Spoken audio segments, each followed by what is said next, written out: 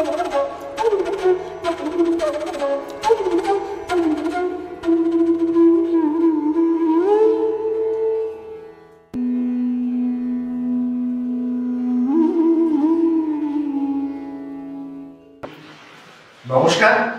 আমি রাকেশ শর্মা। আজ রং মিলন্তির চিলেকোঠার ইউটিউব চ্যানেলে ইন্টারভিউর জন্য এসে গেছি বিশিষ্ট কবি কৃষ্ণাদি বাড়ির সামনে।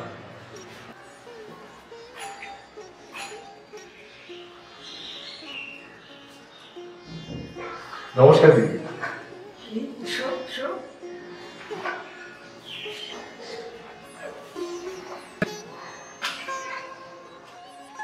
নমস্কার, রং মিলন্তির চিলেকোঠা ইউটিউব চ্যানেলে আজকে আমরা প্রথম ইন্টারভিউ শুরু করছি।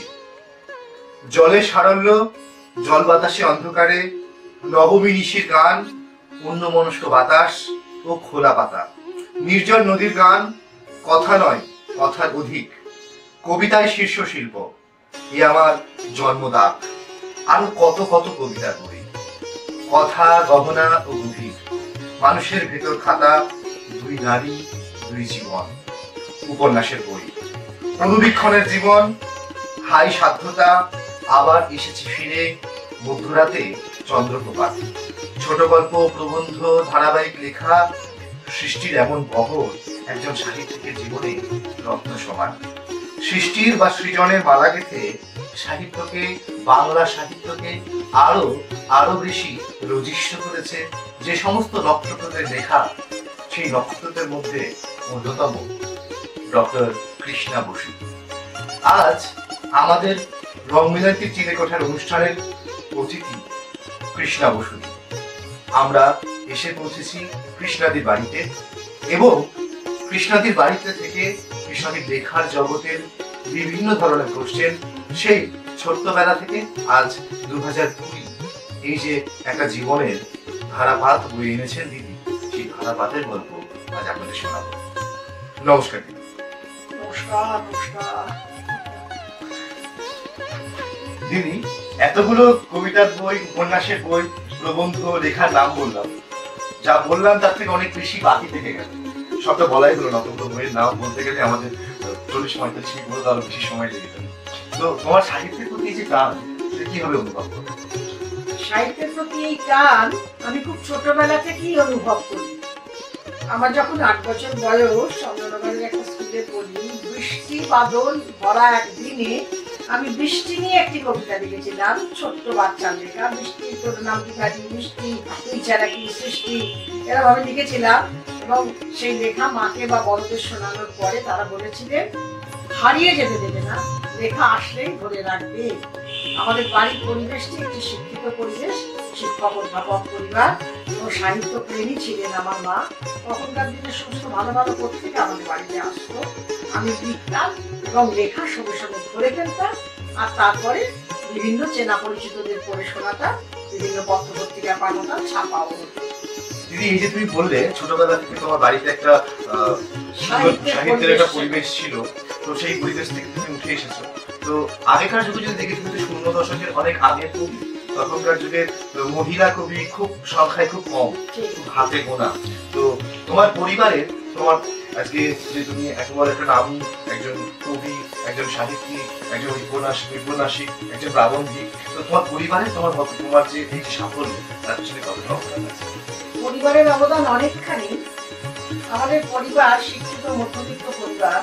সাহিত্যের কাজে সবসময় উৎসাহ ও প্রেরণা দিতেন আমার মা। বাবা দাদি মশাইরাও দিতেন, সবচেয়ে বেশি প্রেরণা দিতেন মা। মা ছিলেন উত্তর কলকাতার মেয়ে, শ্যামপুকুর থানার কাছে মামার বাড়ি আমার। মা ছোটবেলা থেকে বই পড়তেন আর হাতে লেখা পত্রিকা পড়তেন ছোটদের নিয়ে, ছোট বয়সে। সেই সাহিত্য প্রাণতা মা আমার মধ্যে সঞ্চারিত করে দিয়েছিলেন। আর পারিবারিক পরিবেশে আমাদের একটা পাঠচক্রের অনুষ্ঠান, বড়রা সেখানে সাহিত্যের সুন্দর সুন্দর অংশ পড়তেন, আমরা বসে বসে শুনতাম ছোটরা, তারপরে প্রশ্নোত্তর পর্ব চলত। এই একটা মধ্যবিত্ত পরিবেশে, একটা শিক্ষিত পরিবেশে এই সারস্বত সাধনার পরিবর্তন আমাকে প্রাণিত এবং উদ্দীপ্ত করছে। দিদি বললে কবিতার অন্তর বদলায়, কিন্তু বর্তমানে কবিতার আঙ্গিক এসেছে ফেসবুক এসেছে হোয়াটসঅ্যাপ, এসেছে আরো অনেক পত্রিকা, বাংলা সাহিত্যের অনেক পরিবর্তন হয়েছে। প্রযুক্তিগত বিরাট পরিবর্তন হয়েছে, ফলে পরিবেশ এবং বাচন ভঙ্গি এগুলো পাল্টে গিয়েছে। তো আমার কথা হচ্ছে যে এই হোয়াটসঅ্যাপ এসেছে, ফেসবুক এসেছে, মানুষ কবিতা আরো বেশি বেশি করে লিখছে।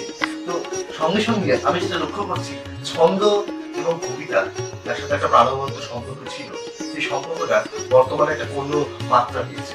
এই ছন্দের সাথে কবিতার যে মিল, যে সম্পর্ক, সেই নিয়ে তোমার কি মতামত? ছন্দ কবিতারই সম্পদ। যিনি সঙ্গীত ব্যক্তিত্ব, তিনি যেমন সারে গামা পাধা নিশা এটাকে ছাড়েন না, আমরা কবিরাই বা ছন্দকে ছাড়বো কেন? ছন্দে লিখলেও আধুনিক কবিতা হয়, গদ্যে লিখলেও আধুনিক কবিতা হয়। রবীন্দ্রনাথ তখন গীতাঞ্জলির অনুবাদ করছিলেন, অনুবাদ করতে গিয়ে দেখলেন গদ্যেও কবিতার মেজাজ, আমেজ, আবেশ রাখা সম্ভব। তখন তিনি সত্যেন দত্তকে অনুরোধ করলেন গদ্য কবিতা লেখার জন্য। সত্যেন দত্ত তো ছন্দে ভরা, তার সমস্ত অস্তিত্বটাই ছন্দ দিয়ে মোড়া, তিনি পারলেন না।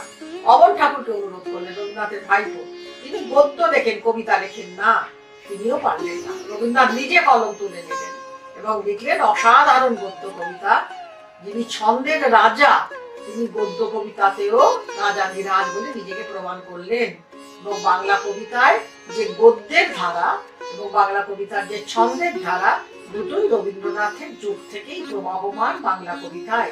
রবীন্দ্রনাথের পরের কবি যারা, বড় কবি যারা, জীবনানন্দ দাশ, সুধীন্দ্রনাথ দত্ত, বুদ্ধদেব বসু, বিষ্ণুদেব, অমিয় চক্রবর্তী, প্রেমেন্দ্র মিত্র, এরা সব অপরূপ ছন্দের কাজ করেছেন। তারপরে সুভাষ মুখোপাধ্যায়, নীরেন্দ্রনাথ চক্রবর্তী, মঙ্গলাচরণ চট্টোপাধ্যায়, বীরেন্দ্র চট্টোপাধ্যায়, এরাও ছন্দের সুন্দর কাজ করেছেন। একজন ছন্দে লেখেননি কিন্তু খুব বড় কবি, তিনি অরুণ মিত্র, গদ্য কবিতায় লিখেছেন। 50-এর দশকে শঙ্খ ঘোষ, শক্তি চট্টোপাধ্যায়, সুনীল গঙ্গোপাধ্যায়, কবিতা সিংহ, এরা সব ছন্দের সুন্দর কাজ করেছে।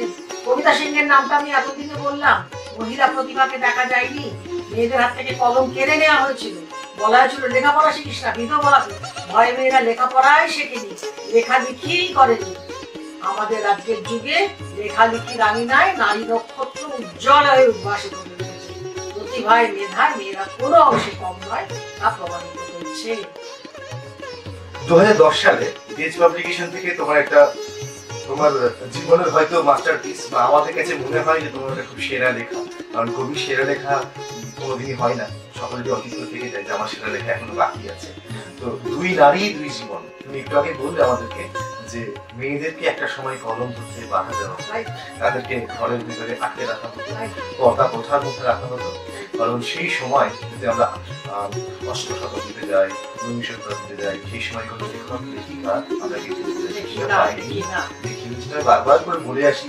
এবং সেইখান থেকে তোমাদের সংগ্রাম করে যে আজকে এই জায়গাটা পৌঁছেছো, এবং তোমাদেরকে আদর্শ করে, তোমাকে নবনীতা দি, মল্লিকা সেতু, তোমাদেরকে আদর্শ করে নতুনদের বর্তমান যুগের গৃহিণীরা যারা যারা চাকরি করছেন, তারা সকলে লেখালেখিতে উৎসাহ পান। তো আমার কথা, তোমাকে এই বিষয়ে অনেকেই বলে তুমি নারীবাদী, সেই বিষয়ে তোমার দেখো, নারীবাদ মানবতাবাদের একটি গুরুত্বপূর্ণ দিক। সমাজে 50 ভাগ পুরুষ, 50 ভাগ নারী, অথচ নারী নির্যাতনের শেষ নেই। কন্যা ভ্রূণ হত্যা হয়, শিশু কন্যা হত্যা হয়, বধূ হত্যা হয় পদের জন্য, এবং অত্যাচার করে ধর্ষণ করে মেরে ফেলা হয়। নারী নিগ্রহের এই পটভূমিকায় মেয়েদের কথা বেশি করে বলতে হবে। জীবনের কথা বলতে গেলে আমি তো জীবনকেই অনুবাদ করতে চাই।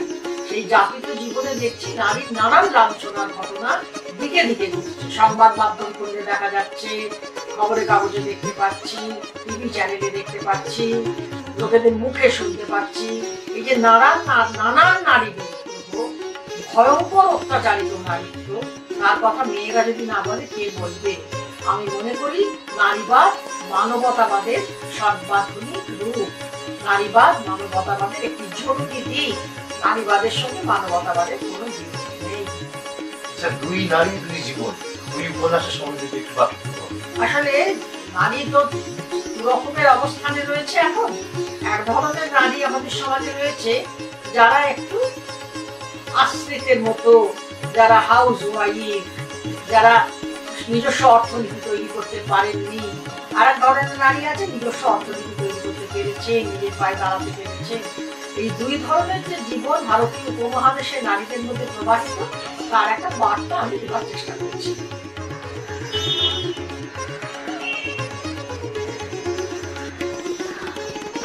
দিদি, এবার আমরা চলে যাব র্যাপিড ফায়ার রাউন্ডে।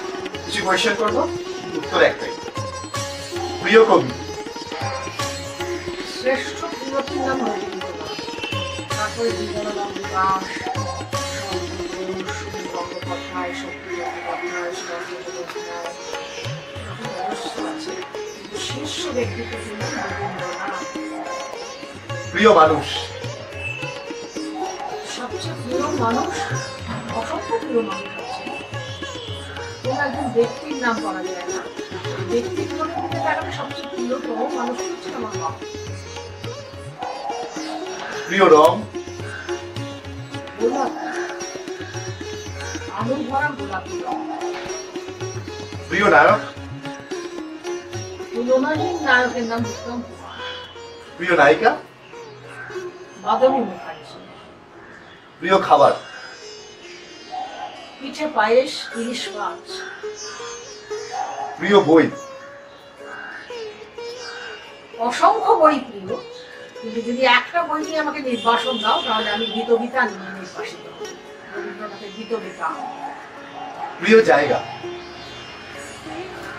প্রিয় জায়গা, সবচেয়ে প্রিয় জায়গা, আমাকে পৃথিবীর বহু জায়গায় আমি গেছি, সবচেয়ে প্রিয় জায়গা আমার কলকাতা শহর।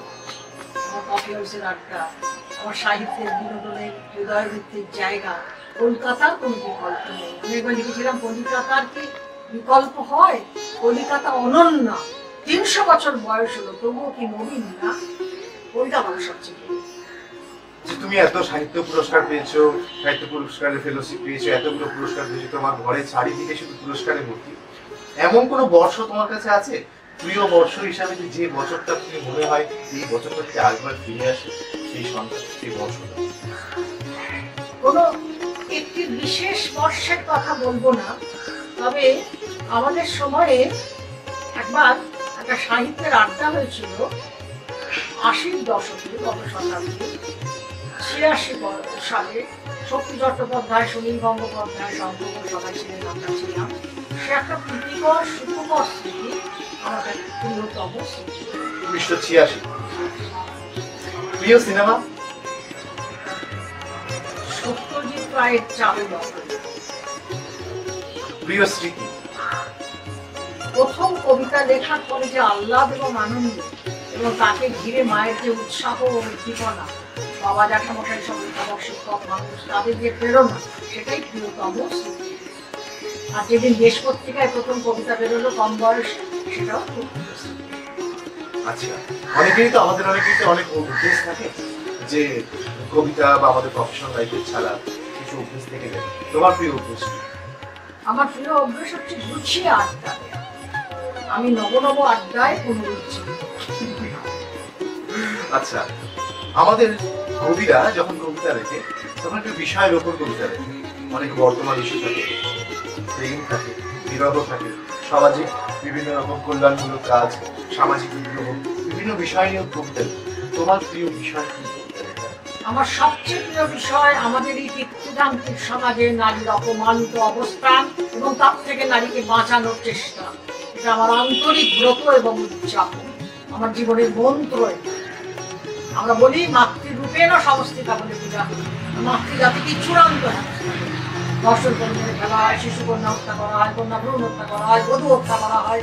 পৃথিবীটা নারী নিগ্রহের ইতিহাসে ভুল। এই পিতৃতান্ত্রিক ভুল সমাজকে পাল্টাতে হবে, মেয়েদের উপযোগী করতে হবে, এটা আমার ব্রত। তোমার কোনো অপূর্ণ ইচ্ছা আছে যে ইচ্ছাটা এখনো পূর্ণ হয়নি, সেই ইচ্ছাটা তোমার যদি পূর্ণ হয় খুশি হবে? আমার একটা ইচ্ছা আছে, সেটা কোনোদিন পূরণ হবে না। আমার খুব গভীর ইচ্ছা রবীন্দ্রনাথকে দেখতে পাওয়ার, তার সঙ্গ সান্নিধ্য। রবীন্দ্রনাথের মৃত্যুর বেশ কিছুটা পরে আমি জন্মেছি, ফলে তার কোনো উপায় নেই, কিন্তু রবীন্দ্রনাথকে যদি দেখতে পেতাম, কাছে পেতাম, তার একটু স্নেহ পেতাম, জীবন ধন্য। একটু ব্যক্তিগত প্রশ্ন চলে আসে, প্রাক্তন প্রেমিক নাকি বর্তমান?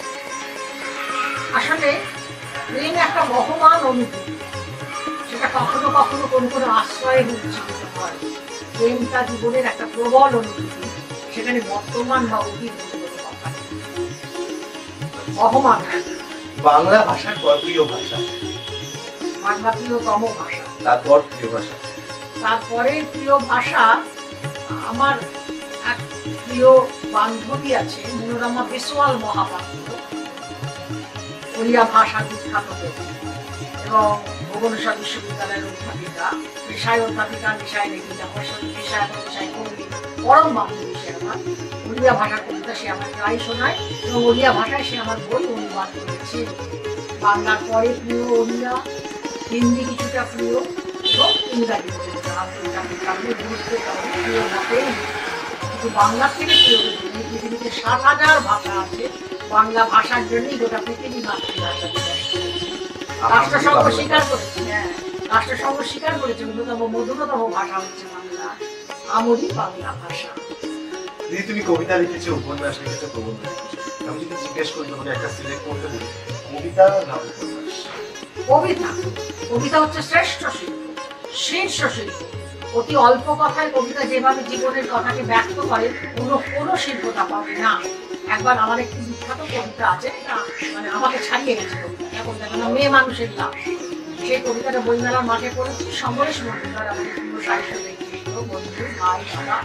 সে বলেছিল, কৃষ্ণা ৯ লাইনের কবিতায় যা করেছেন নবীপাতার উপন্যাসেও তা করা যায় না। কবিতা এরকমই অমোঘ শিল্প, অতি অল্প কথায় জীবনের গভীরতম সত্যকে উচ্চারণ করে, অপরূপভাবে মায়াবীভাবে জাদু মন্ত্র বলে হৃদয়কে আলোড়িত করে দেয়। কবিতার মতো শ্রেষ্ঠ শিল্প হয় না। কোনো শিল্প খুব ভালো লাগলে আমরা বলি, কি সুন্দর কবিতার মতো। কি ছবি এঁকেছে দেখো, ইন্দু দুবারের ছবি দিঘান থেকে বেরোচ্ছি, দিব্যেন্দু পাড়ি কৃষ্ণটা কেমন দেখলেন দাদা? সুনীলদা, দিব্যেন্দুদা, মল্লিকা, আমরা সবাই আছি। কেমন দেখলেন দাদা? বলে কেমন দেখলাম না কৃষ্ণা, এ তো কবিতার মতো। আন্তর্জাতিক ফিল্ম ফেস্টিভ্যালে মাধবী বিশ্বকে বসে ফিল্ম দেখছি, মাধবীদি অভিভূত হয়ে বসে আছেন, জো বলে একটা ফিল্ম দেখা পরে। আমি কই দিদি ওঠো চা খাবে না? মাধবীদি আমার দেখে খুব পছন্দ করে, খুব স্নেহ করে আমার। কই দিদি ওঠো চা খাবে না? উঠবো কিনা কৃষ্ণা, কি দেখলাম, এ তো কবিতার মতো। ভালো চলচ্চিত্র কবিতার মতো, ভালো ছবি কবিতার মতো। কবিতা হচ্ছে শ্রেষ্ঠ শিল্প, শীর্ষ শিল্প, এই সম্পর্কে আমার কোনো সংশয় নেই। তুমি অনেক প্রবন্ধ লিখেছো, প্রাবন্ধিক হিসেবে তোমার একটা বিশেষ নাম আছে বাংলা সাহিত্যে, এবং আরেকটি বিশেষভাবে নাম আছে, তুমি খুব ভালো বক্তৃতা দিতে পারো বিভিন্ন অনুষ্ঠানে, বিভিন্ন জায়গায়, ইউনিভার্সিটিতে, কলেজে। তো প্রবন্ধ না বক্তৃতা, কোনটা চুজ করো? না, বলাটা আমার কাছে খুব প্রিয়, তার কারণ বলার মধ্য দিয়ে বহু মানুষকে ছোঁয়া যায়, বহু মানুষকে অনুভূতিতে উজ্জীবিত করা যায়, বহু মানুষকে আলোকিত করা যায়। ভালো বলাটা একটা আর্ট, একটা শিল্প। সরস্বতীর আর এক নাম বাক দেবী। ভালো বাক শক্তি, বলবার ক্ষমতা, এটা সরস্বতীর গান, একটা সারস্বত গুণ। কবি কৃষ্ণ বসু নাকি অধ্যাপিকা কৃষ্ণ বসু, কোনটা? নিঃসন্দেহে কবি কৃষ্ণ বসু। অধ্যাপনা করেছি, সেই সত্তার মধ্যেও কবি সত্তা ছিল, ছাত্রছাত্রীরা ভীষণ আমার ক্লাস পছন্দ করত। কিন্তু অধ্যাপনার যে পেশা, তার তো একটা সীমায়তি আছে। কবি জীবনের তো কোনো সীমা নেই, মৃত্যুর দিনও যদি চৈতন্য থাকে কবিতাকে কলম তুলে দেবো। সেই জন্য কবি সত্তাটাই বেশি প্রিয় অধ্যাপিকা সত্তা থেকে। অধ্যাপিকা সত্তাটি প্রয়োজনে, কবি সত্তাটি আনন্দে। এত পুরস্কার পেয়েছো তুমি, তোমার পুরস্কার তোমাকে যদি বলা হয় যে পুরস্কার নেবে না পাঠকের ভালোবাসা, পাঠকের ভালোবাসা শেষ কথা। অনেক পুরস্কার পেয়েছি, লোকে ভুলে যায় কে কি পুরস্কার। মানুষের কাছে গ্রহণযোগ্যতা এর কোনো তুলনা হয় না। আমি বহু জায়গায় গিয়ে আলোচনা করে, কবিতা পড়ে দেখেছি, মানুষ আমার বহু কবিতা শুনতে চাইছে। কেউ রাধিকা সংবাদ শুনতে চাইছে, কেউ বুড়িমা শুনতে চাইছে, কেউ মা ও মেয়ের সংলাপ শুনতে চাইছে, কেউ মেয়ে মানুষের গান শুনতে চাইছে, কেউ অন্ন ব্রহ্ম শুনতে চাইছে, নানা রকমের কবিতা শুনতে চাইছে। মানুষের কাছে গ্রহণযোগ্যতা এর থেকে বড় পাওয়া আর হয় না। তোমাকে যদি বলি তোমার লেখা কবিতাগুলোর মধ্যে সেরা দুটো লাইন বলে তোমার? আমার লেখা কবিতাগুলোর মধ্যে আমার সবচেয়ে প্রিয় কবিতা মেয়ে মানুষের লাশ। ছোট্ট কবিতা, একটা সাগর ওপর দিয়ে মেয়ে লোকের দেখবারই ভাসছিল, দেখলাম ঠাকুর জলে বাজে, সেদিকে মেয়ে মানুষের লাশ। সাগর কিনারে এসে আটকে আছে লাশ, মেয়ে মানুষের লাশ, আটকে আছে, বেরুতে পারছে না। তার মুখ ফেরানো রয়েছে সন্তানের দিকে, তার মুখ ফেরানো রয়েছে সংসারের দিকে, তার মুখ ফেরানো রয়েছে পুরুষের দিকে। প্রহারে প্রহারে তাকে পর্যুদস্ত করে গেছে যে পুরুষ, তার মুখ ফেরানো রয়েছে তার দিকে। বোকা অভিমানী আদর কাঙালি মুখ ফেরানো রয়েছে আজ জীবনের দিকে। সাগর কিনারে সে আটকে আছে লাশ, মেয়ে মানুষের লাশ আটকে আছে, বেরোতে পারছে না। একটি ছোট্ট কবিতা বলি। কবিতাটি আমার কাছে এইভাবে আসে, প্রিয় সংখ্যায় লেখা চেয়েছিল একটি পত্রিকা, দেখে রয়েছে অনেকটা তো সত্যি না। আবার তাকে রক্ত মাংস রাজা নিরোর বাসী, বিধান্বিত পদক্ষেপে একটুখানি ভাসি। বাঁশি বাজায় শরীর আমার, বাঁশি বাজায় স্নায়ু, আকাশ দূরে দাঁড়িয়ে আছে অলিক পরমায়ু। অলিকটা তো সত্যি নাকি? প্রেম কতদিন থাকে? গ্রীষ্ম দিনের শুক্র দুপুর চিরল কেন কাকে? প্রেমের জন্য হুলস্থুল পক্ষীরা যে ওরা, জীবন বিমার কিস্তি বাকি, ছাতের নিচে জোড়া, খাটের ওপর খাটের নিচে ডাইনে এবং বাঁয়ে প্রেম রয়েছেন প্রেমের মতন সকালবেলার চায়ে।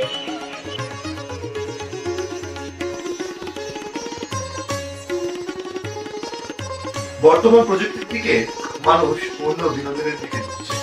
আগে যখন মানুষের প্রিয় সঙ্গী ছিল বই, এখন প্রিয় সঙ্গী হয়ে দাঁড়িয়েছে মোবাইল ফোন। তার ফলে বই পড়ার যে নেশা, বই পড়ার যে আনন্দ, সেটা কমে আসছে এবং বদলে যাচ্ছে আমাদের নজর এবং ইচ্ছা। দিদি, তোমার কি মনে হয় এই বই পড়ার সাথে প্রযুক্তির যে সম্পর্ক বা যেভাবে আমাদের 5G জামানার দিকে এগিয়ে যাচ্ছে, সেই সম্বন্ধে তোমার কি মনে হয়? আসলে প্রযুক্তিগত পরিবর্তন একটি ঐতিহাসিক সত্য। এই প্রযুক্তিগত পরিবর্তনের ফলে মানুষ বৈদ্যুতিক মাধ্যম, বিভিন্ন রকমের বৈদ্যুতিক মাধ্যমে বিনোদনের দিকে ঝুঁকছে, ল্যাপটপের দিকে ঝুঁকছে, টিভির দিকে ঝুঁকছে, স্মার্টফোনের দিকে ঝুঁকছে। ফলে বই পড়ার অভ্যাস কমে যাচ্ছে। আর গ্রন্থ সংস্কৃতি পৃথিবীর সুপ্রাচীনতম সংস্কৃতি। যখন মুদ্রণ যন্ত্র ছিল না, তখন ভূর্জপত্রে বই লেখা হতো। আজ থেকে 4000 বছর আগে বেদ লেখা হয়েছে, আমরা ভুলিনি। আজ থেকে শত শত বছর আগে কালিদাস তার মেঘদূত লিখেছেন, আমরা ভুলিনি। গ্রন্থ সংস্কৃতি প্রাচীনতম সংস্কৃতি। কিন্তু আজকের প্রজন্ম বই কম পড়ছে, বইয়ের দিকে কম ঝুঁকছে, বই তুলনামূলকভাবে কম বিক্রিও হচ্ছে। এটা উদ্বেগের বিষয়, দুশ্চিন্তার বিষয়। এই উদ্বেগ বা এই দুশ্চিন্তার সমাধানের কোনো উপায় নেই? এই দুশ্চিন্তা সমাধানের উপায় হচ্ছে গ্রন্থ সংস্কৃতিকে মানুষের মধ্যে ফিরিয়ে আনা। আমি ইউরোপে গিয়ে দেখেছি, সেখানে লোকে পার্কে বসে বই পড়ছে, ট্রেনে যেতে যেতে বই পড়ছে, এয়ারপোর্টে বসে বই পড়ছে, প্লেনে যেতে যেতে বই পড়ছে, রেস্তোরাঁয় কফি খেতে খেতে বই পড়ছে। তারা তো প্রযুক্তিগত দিক থেকে এত উন্নত, অনেকদিন আগে উন্নত হয়েছে। তারা গ্রন্থের কাছে ফিরছে। গ্রন্থকে মানুষের কাছে ফিরিয়ে আনতে হবে। এ ব্যাপারে অভিভাবকদের একটা দায়িত্ব আছে, বাবা মায়ের, শিক্ষক শিক্ষিকাদের একটা দায়িত্ব আছে, অধ্যাপক অধ্যাপিকাদের একটা দায়িত্ব আছে। এবং গ্রন্থের কাছে ছেলে মেয়েদের ফিরিয়ে আনার জন্য গ্রন্থ পড়তে উৎসাহিত করতে হবে। কিছুটা পড়ার পরে ছেড়ে দিতে হবে, বাড়িটা তুই পড় বলে রেখে দিতে হবে। গ্রন্থ সংস্কৃতির কোনো বিকল্প হয় না। বই মানুষকে সুশিক্ষিত করে, সশিক্ষিত করে। আশাপূর্ণা দেবী বিখ্যাত লেখিকা, তার কোনো ডিগ্রি ছিল না, তিনি বই পড়েই শিক্ষিত হয়েছিলেন। এত শিক্ষিত হয়েছিলেন যে অসাধারণ সঙ্গে থাকিতে পেরেছে। বই মানুষকে সুশিক্ষিত করে। সুশিক্ষিত মানুষ, সশিক্ষিত মানুষ বই পড়েই আলোকিত হয়। আচ্ছা দিদি, সকলের জীবনে কেউ অনুপ্রেরণা থাকে, কেউ প্রেরণা থাকে। কাউকে নিয়ে কেউ কবিতা লেখে, কাউকে ভেবে কেউ উপন্যাস লেখে। তোমার জীবনে অনুপ্রেরণা বা প্রেরণা বলতে গেলে কি বলতে হবে? আমার জীবনে প্রেরণা বা অনুপ্রেরণায় একাধিক ব্যক্তিত্ব দাঁড়িয়ে রয়েছে। আমার লেখা খুব পছন্দ করতেন, আমার লেখা প্রচুর ছাপতেন দেশ পত্রিকার কিংবদন্তি সম্পাদক সাগরময় ঘোষ। একটা দুটো সংখ্যা অন্তর্দেশে লেখা বেরোতো। আমার লেখা পছন্দ করতেন শক্তি চট্টোপাধ্যায়, সুনীল গঙ্গোপাধ্যায়, পছন্দ করেন শঙ্খ ঘোষ, পছন্দ করতেন নবনীতা দেবসেন। বহু সাহিত্য ব্যক্তিত্ব আমার লেখা পছন্দ করে। আমার কবি জীবনের, সুচির জীবনের সাহিত্য সাথী ছিল মল্লিকা সেন। সে একটি বড় পত্রিকা, সানন্দা নামক একটি বড় পত্রিকা, কবিতার পাতা লিখত। প্রথম সংখ্যা থেকে আমার লেখা ছাপত। আমার লেখা দারুণ পছন্দ করত। অপর দাসের বিখ্যাত চলচ্চিত্র ব্যক্তিত্ব, তিনি সানন্দা সম্পাদিকা ছিলেন, তিনি আমার লেখা দারুণ পছন্দ করতেন। এইসব মানুষেরা আমার কাছে অত্যন্ত প্রিয়, অত্যন্ত গভীর আবেদনের আকর্ষণের মানুষ, এবং এরা আমার লেখা পছন্দ করতেন। আর একজন আমার লেখা পছন্দ করতেন, তিনি আনন্দবাজারের সম্পাদক ছিলেন সন্তোষ কুমার ঘোষ, বিখ্যাত লেখক, প্রিয় এবং প্রণম্য মানুষ। সাগর ময়গর পছন্দ করতেন, সুনীল গঙ্গোপাধ্যায়, শক্তি চট্টোপাধ্যায় পছন্দ করতেন। এরা আমার কাছে প্রাণ এবং প্রেরণা। তুমি প্রতিদিন সংবাদপত্রে নিয়মিত লিখতে, মানে সেই বিষয়ে প্রতিদিন সংবাদপত্রে আমি ধারাবাহিক মনে মনে নামে একটি গদ্য 11 বছর ধরে টানা লিখে গেছি, এবং খুব জনপ্রিয় হয়েছিল। জীবনকে যেভাবে দেখছি, জীবন যেভাবে বহমান, এই জীবনে পিতৃতান্ত্রিক সমাজে নারীর যে অবস্থান, এটাকে নিয়ে ধারাবাহিক গদ্য লিখে গেছি 11 বছর ধরে, এবং শ্রেষ্ঠ ধারাবাহিকের সম্মান পেয়েছি সাংবাদিক সম্মেলন থেকে। মানুষ আমার লেখা পছন্দ করে।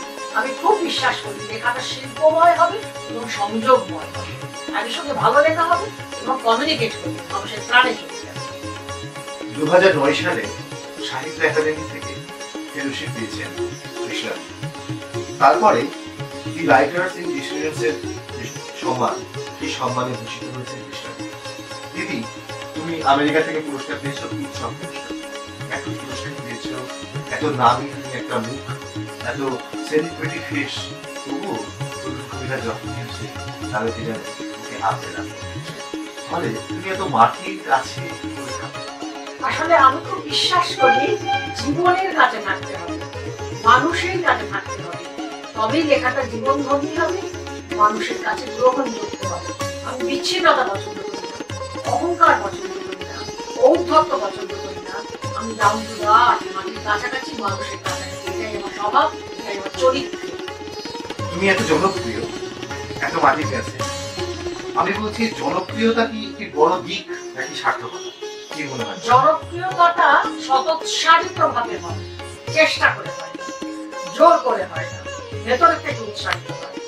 জনপ্রিয় বিখ্যাত অভিনেতা ছিলেন উত্তম কুমার, জনপ্রিয়তার শীর্ষ বিন্দু ছিলেন।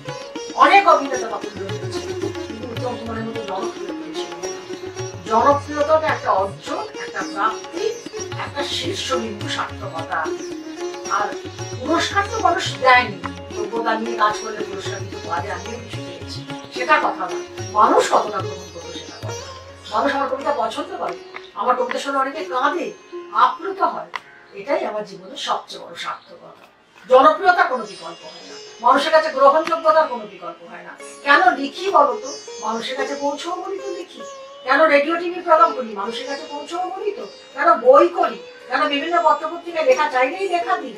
সবই মানুষের কাছে পৌঁছানোর জন্য। মানুষই শেষ কথা।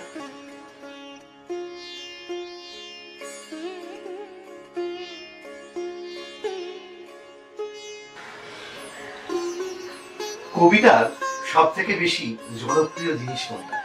পাঠকের কাছে চলে যাওয়া নাকি সংযুক্তি বাড়ানো আমাদের অন্যান্য সমাজে? আসলে সংযুক্তিটা খুব জরুরি জিনিস, এবং সেই সংযুক্তির কারণেই মানুষের কাছে সেটা গ্রহণযোগ্য হয়। যে কোনো শিল্পের দুটো দায়বদ্ধতা আছে একই সঙ্গে। মানুষের যেমন দুটো হাত, শিল্পেরও দুটো হাত। একটা হাত দিয়ে ধরে থাকবে শিল্পের ধর্মকে, শিল্পের গুণকে, আর একটা হাত দিয়ে ধরে থাকবে সেই শিল্পকে যে ভোগ করছে, কবিতা যে শুনছে, কবিতা যে পড়ছে, তার হৃদয়কে। পাঠক এবং শিল্প, সংযুক্তি এবং শিল্পময়তা দুটোই জরুরি শব্দ, অতি প্রয়োজনীয় শব্দ, ওটাকে ছাড়তে চলবে না। আমি এটা গভীরভাবে বিশ্বাস করি। প্রাতিষ্ঠানিক শিক্ষার সঙ্গে সাহিত্য সৃষ্টির সম্পর্ক চিরকালই প্রশ্নের মুখে থেকে যায়, যে আমরা প্রাতিষ্ঠানিকভাবে যেগুলো শিখছি আর সাহিত্য দিয়ে মানুষের জীবনের যে শিক্ষা, সেই শিক্ষার সাথে একটা মেলবন্ধন দরকার পড়ে বলে সকলেরই মতামত। সেই বিষয়ে শুনে নেব দিদির মতামত। প্রাতিষ্ঠানিক শিক্ষা জীবন বিকাশের জন্য, অর্থনৈতিক আত্মপরিচয় তৈরি করার জন্য, অর্থনীতি তৈরি করার জন্য দরকার। কিন্তু সাহিত্য সৃষ্টির সঙ্গে প্রাতিষ্ঠানিক শিক্ষার খুব বেশি সম্পর্ক নেই। স্বয়ং রবীন্দ্রনাথ বাংলা সাহিত্যের, ভারতীয় সাহিত্যের শীর্ষবিন্দু তিনি, তার কোনো প্রাতিষ্ঠানিক ডিগ্রি ছিল না। কাজী নজরুল ইসলামের কোনো প্রাতিষ্ঠানিক শিক্ষা ছিল না। আবার জীবনানন্দ দাশ রবীন্দ্র পরবর্তীকালের একজন শ্রেষ্ঠ কবি। তার প্রাতিষ্ঠানিক শিক্ষা ছিল, তিনি অধ্যাপনা করতেন। প্রাতিষ্ঠানিক শিক্ষা ছাড়া আশাপুর্ণা দেবী অসাধারণ দিতে গিয়েছেন। প্রাতিষ্ঠানিক শিক্ষা মানেই শিল্পের সাহিত্যের সার্থকতা তা নয়। প্রাতিষ্ঠানিক শিক্ষা জীবন বিকাশের জন্য সহায়ক, কিন্তু প্রাতিষ্ঠানিক শিক্ষা ছাড়াও একজন পুরো সাহিত্য ব্যক্তিত্ব তৈরি করতে পারে। কবি বাড়ছে, প্রকাশক বাড়ছে, বইমেলা দিন দিন শীতকালে প্রতিটা জেলায় জেলায়, প্রতিটা ব্লকে ব্লকে হচ্ছে। বর্তমানে বাংলা সাহিত্যের অবস্থান ঠিক কোথায়? দিদি লিখতে শুরু করেছিলেন 50, 60, 70 দশক থেকে। তখন থেকে দেখে আসছেন বাংলা সাহিত্যের এই প্রবহমান ধারাকে। বর্তমান বাংলা সাহিত্যের অবস্থান সম্বন্ধে বর্তমান বাংলা সাহিত্যের অবস্থান একটু সংকটের মুখে। একটা সময় ছিল বাঙালি জাতি সাহিত্য প্রাণ জাতি। যে কোনো বিবাহে, যে কোনো উপনয়নে, যে কোনো জন্মদিনে, নিমন্ত্রণে বই উপহার দেওয়া হতো। বই উপহার দেওয়া এবং বই উপহার পাওয়া দুটোই আনন্দদায়ক অনুভূতি ছিল। কিন্তু এখন বই উপহার দেওয়া কমে গিয়েছে, বই কেনা কমে গিয়েছে। ফলে গ্রন্থ সংস্কৃতি একটু বিপন্ন, এটা বাস্তব সত্য, এটাকে মানতে হবে। কিন্তু আমাদের ছোটবেলায় দেখেছি বই পড়া, বইয়ের কথা আলোচনা করা, বই নিয়ে পাঠচক্র করা, বই নিয়ে তর্ক বিতর্ক করা, বই কেনা, বই উপহার দেওয়া, এটা ছিল প্রিয়তম অভ্যাস। তার থেকে আজকের শিল্প সাহিত্য সংস্কৃতি একটু সরে আসছে, এটা উদ্বেগের বিষয় আমাদের কাছে। কলেজে তুমি শিক্ষকতা করেছো, আবৃত্তি করো দারুণ, কবিতা লেখো সুন্দর সুন্দর প্রবন্ধ লেখো। আবৃত্তি, কবিতা, শিক্ষকতা ছাড়া কোন জিনিস বা কোন শিল্প তোমাদের শেখায়? আমার যে জীবনযাপন, অধ্যাপনা, লেখা, সাহিত্য সভায় যাওয়া, কবিতা পড়া শুরু করে এবং মানুষের কাছে নিজের বক্তব্য পেশ করা, তারপরেও, তার আগে এবং তারপরেও একটি শিল্প আমাকে গভীরভাবে টানে, তা হলো সঙ্গীত। রবীন্দ্রনাথের গান আমার কাছে প্রাণ এবং প্রেরণা। রবীন্দ্রনাথের গান আমার কাছে হৃদয়ের আহার্য। অতু প্রসাদের গান ভালো লাগে, বিজেন্দ্রলাল রায়ের গান ভালো লাগে, এই সময় নচিকেতা সুমন, এদের গান, সন্ধ্যা মুখার্জি, এদের গানও ভালো লাগে, মান্না দে। কিন্তু রবীন্দ্রনাথের গান আমার কাছে সবচেয়ে প্রিয়তম বিষয়। বর্তমান সোশ্যাল মিডিয়ার জামানাতে আমরা আছি এবং এই সময় আমরা সকলেই মোবাইল এবং ল্যাপটপের মধ্যে বদ্ধ। অনেক নতুন কবি উঠে আসছে। দিদি বক্তব্য শুনবো সেই সমস্ত তরুণ কবিদের জন্য। তরুণ কবিদেরকে তুমি কি বলবে? তরুণ কবিদের কাছে আমার একটাই বার্তা, কবিতাটার প্রতি নিবিষ্ট হও, নিমগ্ন হও, নিজেকে নিয়োজিত করো কবিতা লেখায়। কবিতার আঙ্গিককে চেনো, কবিতার অন্তরকে চেনো, কবিতাটি শিল্পময় সংযোগময় হবে তৈরি হও এবং কবিতা চর্চায় ফাঁকি দিও না। শ্রেষ্ঠ শিল্প কবিতা, এটাকে মন দিয়ে লেখো। তরুণ কবিরা আমার কাছে প্রচুর আসে, প্রচুর যোগাযোগ করে, নতুন লেখা শোনাতে চায়। তাদের আমি এই কথাটাই বারবার বলি, লেখাটা শিল্পময় হবে এবং সংযোগময় হবে, কবিতা হিসেবেও দারুণ হবে এবং কমিউনিকেটও করবে। কিছুদিন আগে প্রিয় এবং প্রলম্বতম কবি শঙ্কর ঘোষের একটা সাক্ষাৎকার দিতে গিয়েছিলাম অথপদ বলে একটি পত্রিকার অনুরোধে। সেখানে এই কথাটা বলাতে তিনি আমাদের সম্মতি জানাবেন, শিল্পময় এবং সংযোগময় সাহিত্য।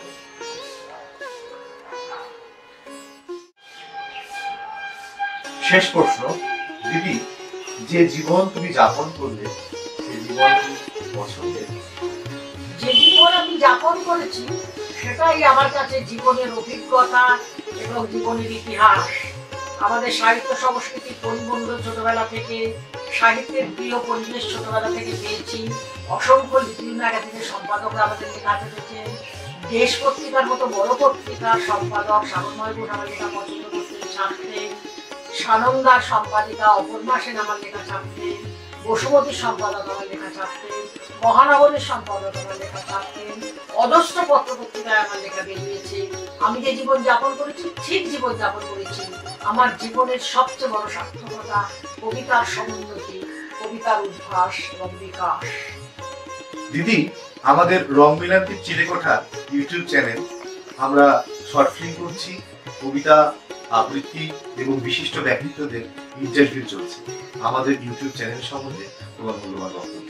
তোমাদের ইউটিউব চ্যানেল সাহিত্যকে মানুষের কাছে পৌঁছে দিচ্ছে। তরুণ প্রতিভা সাহিত্যের যারা উদ্ভাসিত হচ্ছে তাদের মুখে আলো ফেলছে।